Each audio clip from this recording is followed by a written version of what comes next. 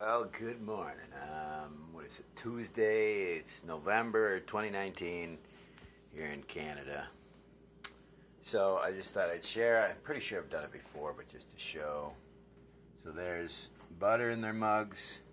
We've done a French press of some free trade organic coffee. Lots of grinds. There's our coconut. This wow.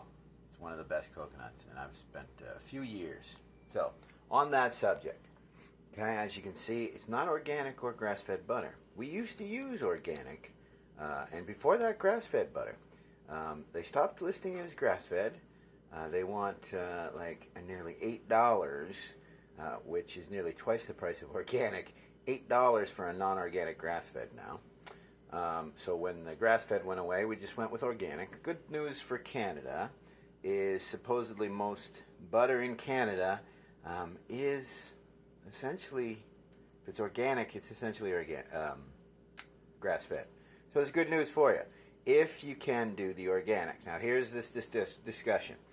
For the last 6 months or so, we've had to forego the fancy coconut. We found one that was great. It was high in fat, had very little of any chemicals. It just had some citric acid. It's very good, but it doesn't come near to the taste of the organic. And not all organics are the same. This one is fantastic. You got to make sure to check the fat content. This one is some of the fattiest I've ever seen, and that's good. Don't listen to people say it's bad. In fact, let's talk about the coconut milk. Yes, the studies were on MCT oil. Yes, coconut contains saturated, but not all saturated fat is the same. And let's be honest, saturated fat is not the enemy the way they want us to see it. Cholesterol is not as bad as the way they want us to see it, because sugar is much worse. Processed food is much worse. Processed carbohydrates and overly refined oils. As example, you want to worry about saturated fat. I argue you might want to worry about crappy omega oils worse, because really crappy omega oils can strip the good healthy fats from your cells, but that's not what we're here, okay? Neither here nor there. So let's talk. Again, I'm doing the butter. Now I've had to give up the organic butter. So luckily enough, we were able to get some fancy butter, this Trail. We've even used discount butter, just the no-name stuff. But am I going to stop doing what's kept us healthy and suffering less for the last, I don't know how long, because we can't get our organic butter anymore? No, I'm just going to use regular butter.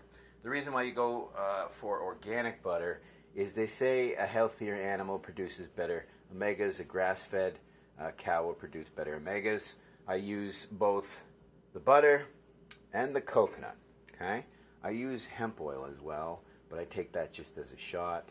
Hemp oil is one of the best for fat balance for omegas, but I don't put it in my coffee because it doesn't taste good. But coconut is also a great source of omegas. As I said, it's not the evil everyone thinks. You're not going to have a ton of it. I put in a little spoon of it. Depending on the coconut oil, some of it can give people the runs because of the makeup of the fats, the short and the long chain fatty acids. But let's be honest, as long as you're only having a little bit, I just put, I guess you'd say a heaping teaspoon in the coffee, just to get all that balance of omegas, right? And then, as I said, the coconut, right? And then I add some vitamin D. Liquid vitamin D is a really good source. The beauty of that one's actually in MCT, so you're not harming yourself in any way. So there you go.